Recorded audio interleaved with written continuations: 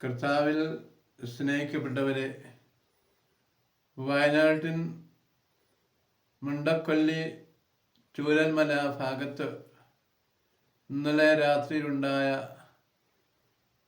ഉരുൾപൊട്ടലും അതുവഴിയുണ്ടായ ദുരന്തങ്ങളും മാധ്യമങ്ങളിലൂടെ നിങ്ങൾ അറിഞ്ഞിരിക്കുമല്ലോ. നമ്മളുടെ ഭാവനയിൽ ചിന്തിക്കാൻ പോലും സാധ്യമല്ലാത്ത രീതിയിലുള്ള ദുരന്തങ്ങളും നാശനഷ്ടങ്ങളും വേദനയുമാണ് ഒരു ജനസമൂഹം അനുഭവിച്ചു കൊണ്ടിരിക്കുന്നത്.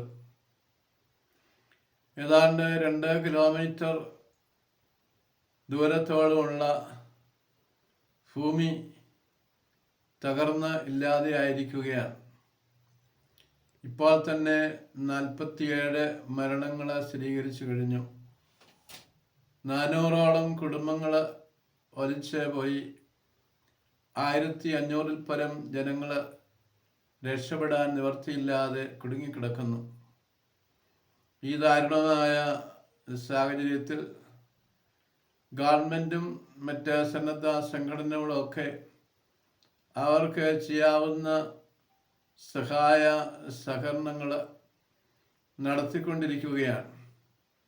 ബത്തേരി രൂപതയുടെ സാമൂഹ്യ ക്ഷേമ വിഭാഗമായ ശ്രേയസ് വഴിയായി ദുരിതാശ്വാസ ക്യാമ്പുകൾ തുറന്നു കഴിഞ്ഞിരിക്കുകയാണ്.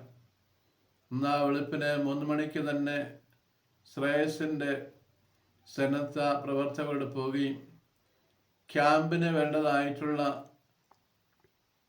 ധനവും മറ്റ് സാധനങ്ങളും സമാഹരിച്ചു കൊണ്ടിരിക്കുകയാണ്.